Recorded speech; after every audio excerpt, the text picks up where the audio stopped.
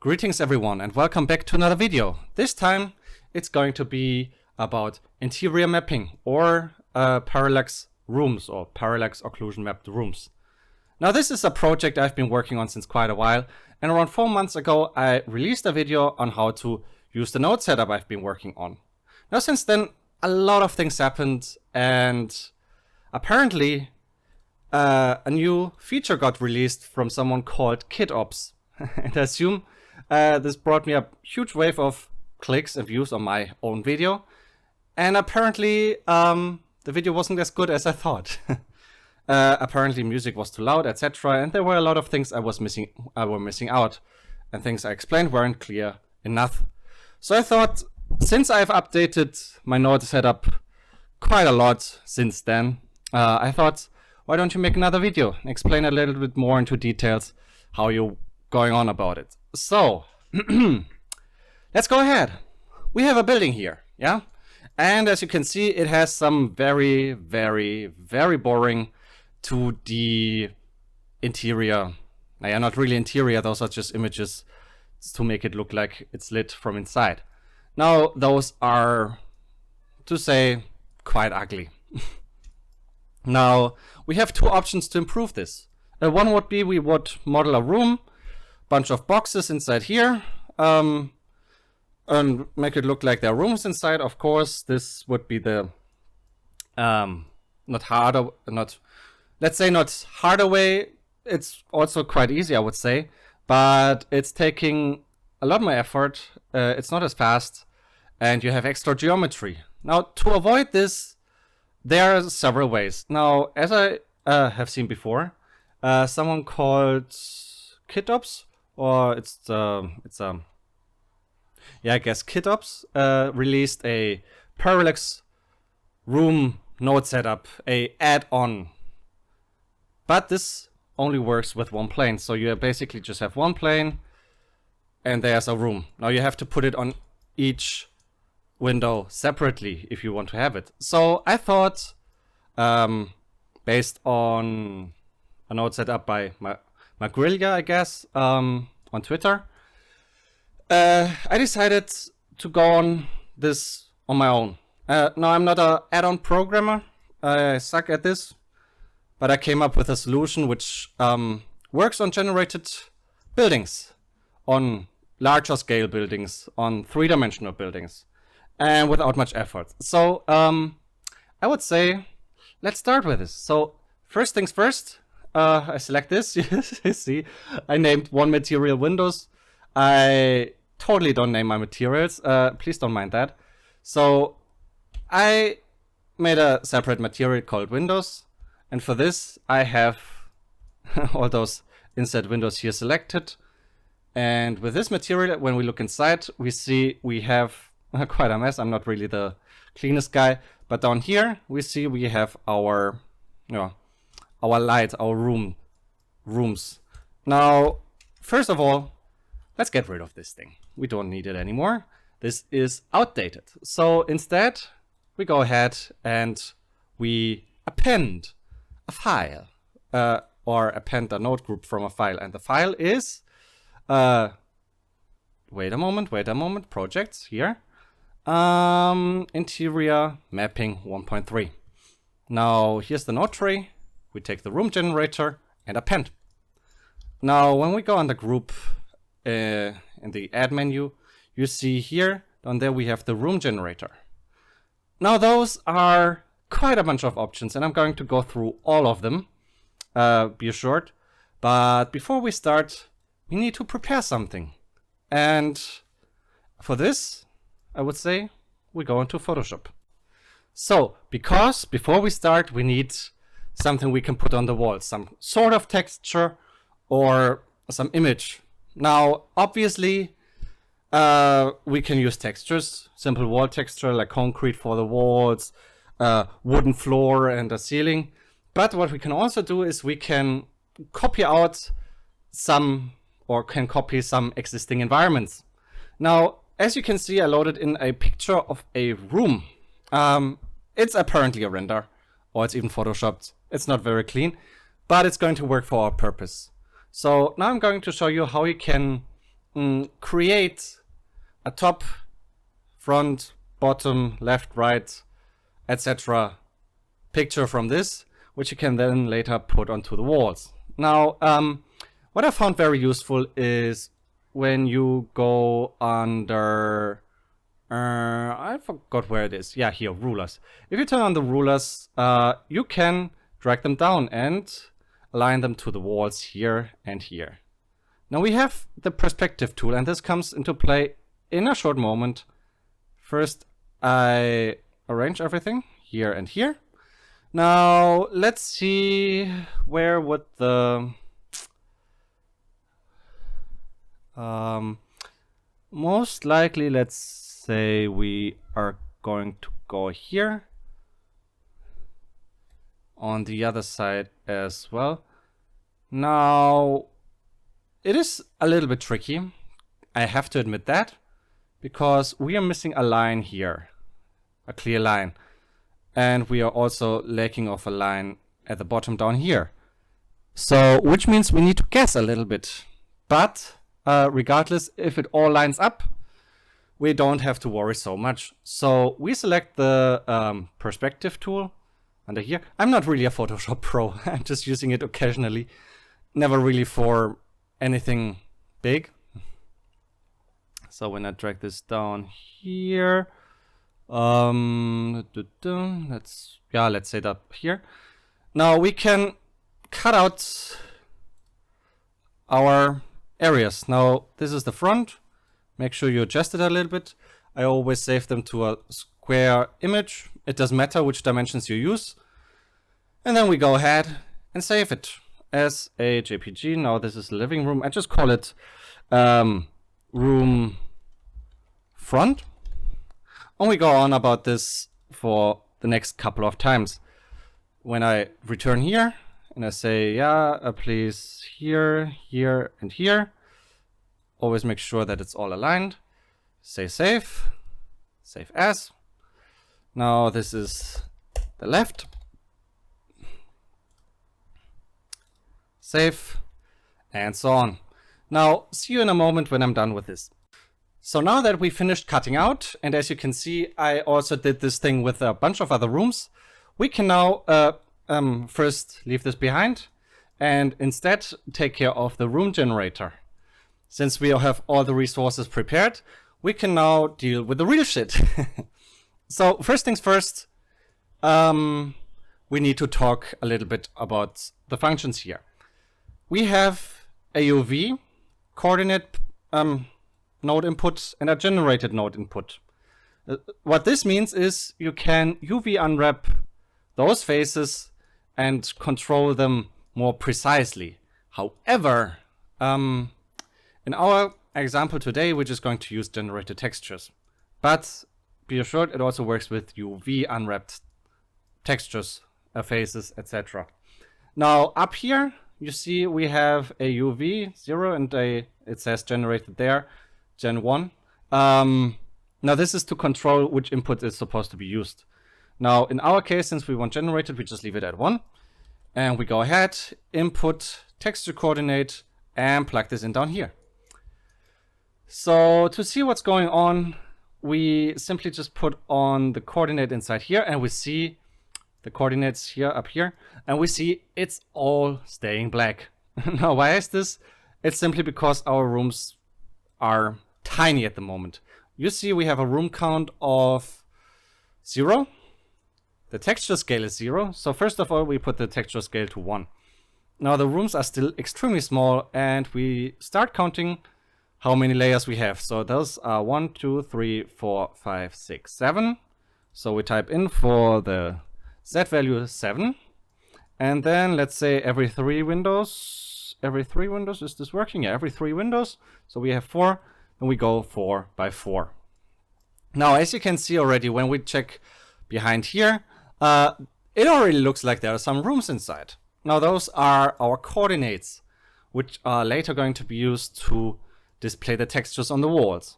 But apparently, we have some issues here. Now you can see it's curving a little bit, and this is due to the dimensions of our object, because it works best with a cube but this is not a cube. So to compensate, we need to input the dimensions of our object into the object dimensions here. This is a small functions to compensate what's going on there. So now you can find them when you press N and check under item, the item you selected. If you have this selected, yellow border, under dimensions, you can see what you need. So 2.52, oops, this was supposed to be a dot 52, 53 please. 2.52 2.52 and 4.9. Now, of course, you should keep in mind that, for example, if you rotate an object and apply the rotation, the dimensions are going to change. So now the dimensions are completely off and it looks terrible. So we just go back to where we were before. And now that we have everything set here, we can now talk about the room layout. Now, obviously, we set 7 rooms up and 4.4 to the right and back. Now, obviously, our building is a little bit higher. And actually, we just want the section between here and there. Now, how can we do this? Now, obviously, we can put in a mapping node here. This works perfectly fine. All you need to do is, for example, move this whole thing up. Now this is moving down. Sorry for the small interruption, there was a problem. Now back to our thing here. So we can move this whole thing up a little bit. Let's imagine how many layers would there in between.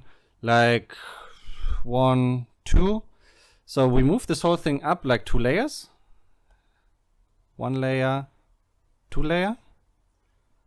And we scale the whole thing down. So when we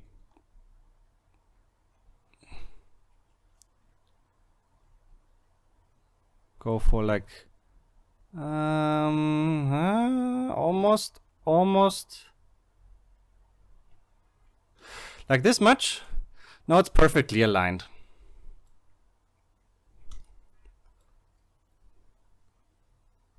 A little bit more. So like this. Now we have some perfectly aligned rooms. Almost, not to the sides, but we ignore those for a moment.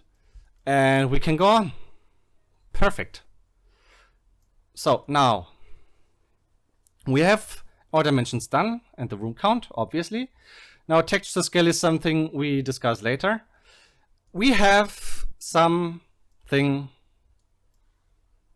else to talk about. But before we do this, before we talk about the Z stuff and the whole other room settings, I would say we start with our texture. So we go ahead and we input our first texture. We open what we just did.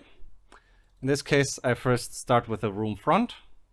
Now you can already see it's sitting there, but obviously it's on every single wall.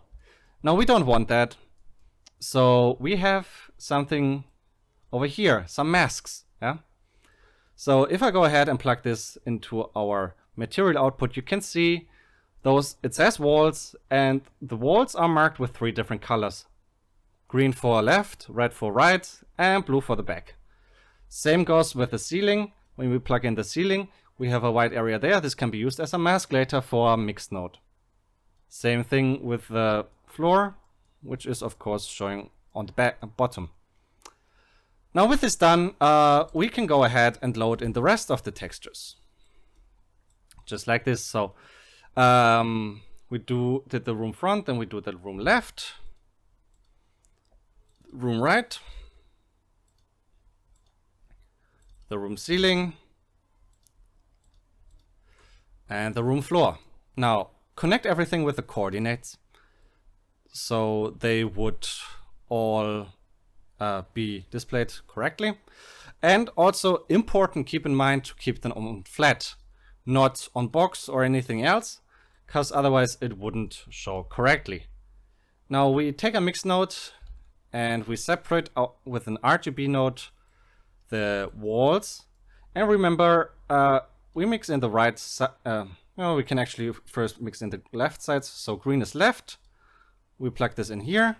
And now, as you can see, on the left side there is a window. No idea why there's a window, but we accept it. Next on, we're going to put in the right side. Here on the right. Then the ceiling. For this we use the ceiling here. And the floor. We use the floor mask. Now if we look inside, and especially from far away, we can see it's mostly aligning well enough. Obviously it's not really 3D, but it's a Vista object. It's something you wouldn't really pay attention to.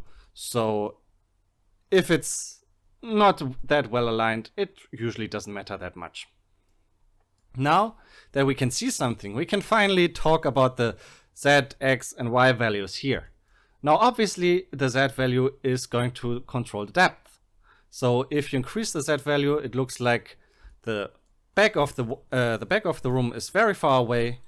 If you put it to like 0.5, it looks like it's closer. This can be randomized as well. So like this, it looks like some of them are further away, some of them are closer. For whatever you need it, I don't know. And furthermore, we have the tiling options. The tiling option declares if the room should tile or not. So in this case, if I go to the back, you see instead of stretching, the texture is tiling. Now if I put this back to 1, you see it's stretching again. This can be useful if you have textures that should be tiling instead of a whole image. I guess the use is quite obvious. Now for our example, we just put it back to 0 because we don't want it to stretch. And we go ahead. Of course, then we have the -X and +X. Those are controlling the walls on the left and right. So if I decrease this number here, we can control the walls a little bit. So now it's maybe lining up with this wall.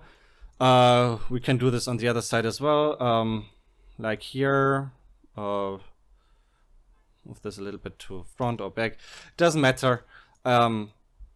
You can just adjust the rooms as you wish with those. Put this back to 0.5. Also, as well here, you have the tiling option and you have the random function. So if I put this to 1, now they're both, all the rooms are extending randomly to the right. Turn this back off. And last but not least, we have the Y value, which is controlling the up and down. So this is controlling the floor and this is controlling the ceiling. Now, if we want to have the ceiling a little bit lower, we can do this. Very simple. Of course, since our texture is not perfectly aligned at the moment, it's looking a bit weird. You get some gaps here, like here. It's sometimes not really nice, but you can customize it as you wish, as it fits for you. Now, having this done or having this talked about, we have more things to see. Now comes the cool part. First of all, we have a light pass. And what the light pass does, it adds a little bit realism to the whole thing. Specifically, some ambient occlusion and some emulated light. Now in this case, it's supposed to look like the lights here would emit some light. Obviously, they're hanging on the back wall and not at the ceiling anymore for us. But in other use cases, this might look better. So this is kind of to emulate a little bit of a light source inside of the room. Makes them look less fake, simply. You can just multiply it inside. Next thing, we have our random mask. Now, the random mask gives each room a random ID, expressed in different colors. Obviously, you can separate the RGB And for example, with a color ramp or remap node, whichever you like, you can turn off the lights for some rooms. This would be a use case, for example. So if I plug in another multiplier and say, please leave these rooms dark, then there's just no one home, and it looks like this. You can also just multiply it a little bit, so you can still see a tiny little bit inside, but that's all up to you. You can also use the same method, for example, to give in some color. For example, you like warm light, you put one side further to the warm light, you can give it some yellow light, and if you put this in, multiply it, now there are some rooms with yellowish tar, some red rooms and some normal white rooms, and this gives the whole thing some variety because not everyone has the same light, obviously. And now comes the last use case. As in this example, we can combine those things together. Yeah. To here around. We group them. Hello. Group. So like this. Now comes the last thing. As you have seen, I have prepared some more rooms. And those are what I'm going to introduce now. So we have the front here. We have the left side there. We have the right side here. Ceiling. Top, I called it top, right. Ceiling and the floor, bottom. Now we need to reconnect everything again. Just by simply putting the vector back in. I didn't group it well enough. You can organize it better when you're doing this on your own project. In this case, it's just looking a little bit messy. I'm very sorry about that. Now we put everything together. We use another node. For example, we just put this to constant and we say we want to have it 50-50. So put the position on 0.5. What we can do now is we take a mix node, mix RGB, and we just mix those two together with this factor. And now you can see we have two different rooms. Not each living room is the same. Of course, this gives the whole thing a little bit more, how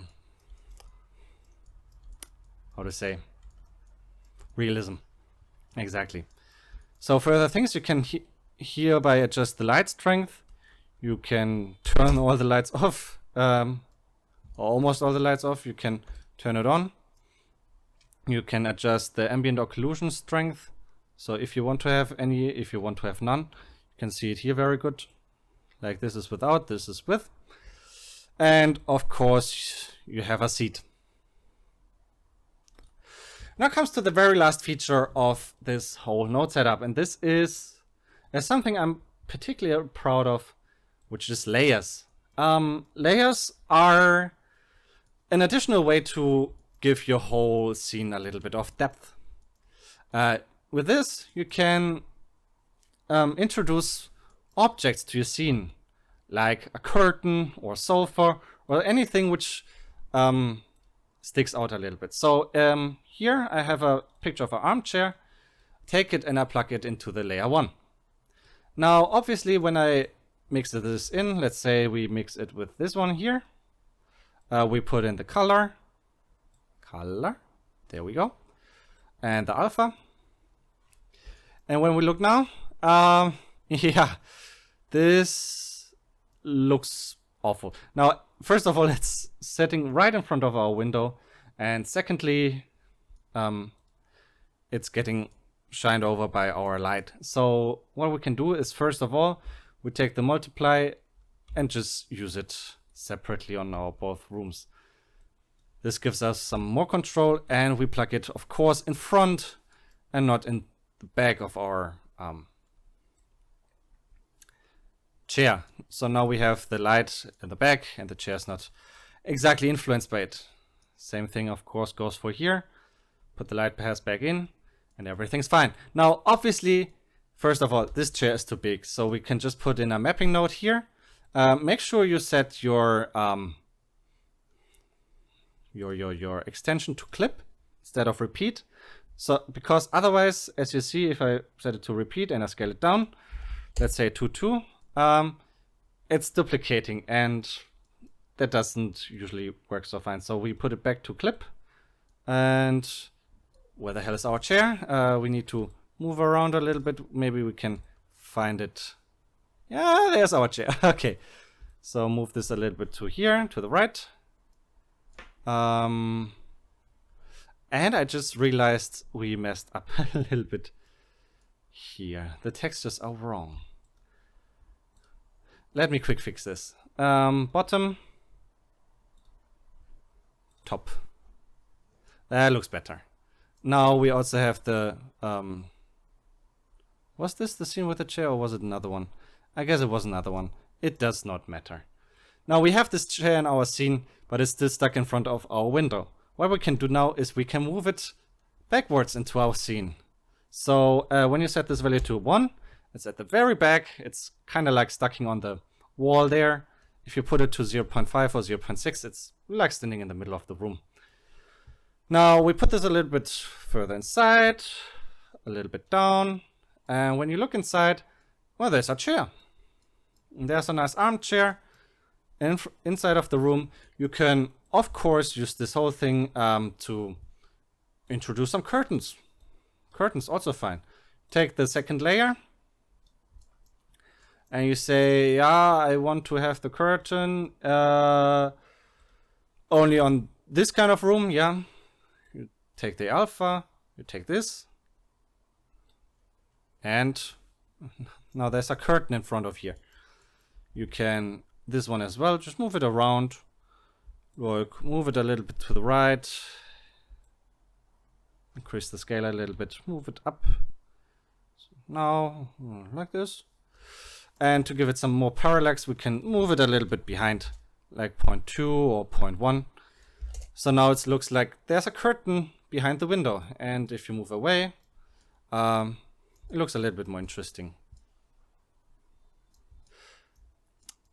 Well, now there has been some questions which reached me previously, which were, for example, can you use animated textures? Of course you can use animated texture. This shouldn't be a problem. Like if you have a fan which is moving or so, you just set this to image sequence or movie and it should actually work perfectly. Now on to another question, and which was basically about, can you rotate the building, for example, like 45 degrees? And the answer is, it will look awful. So better don't do it. Even if you apply the rotation, it's still not looking good. So I would recommend you better avoid this thing. So last thing, we can now put this into an emission node. Plug this whole thing inside here.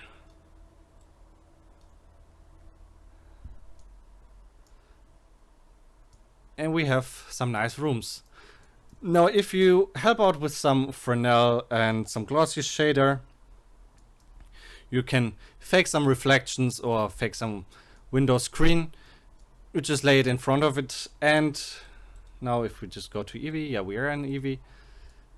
Now this looks like a window. And from far away, it's even looking three-dimensional. You can check from the top, you can check from the bottom. It all looks fine. Some rooms are bright, some rooms are dark. Perfectly. So with this, you can build up a quite nice cityscape, which looks a little bit more realistic than what you used to. And usually it gives a much more realistic look because you have random rooms, you have random lighting. You don't have to worry about the interior looking too simple, though it all depends on you. And I would say that's it with this video. Hope you enjoyed it. Hope it was a little bit more informative than the previous one. And I hope we'll see you next time. Goodbye.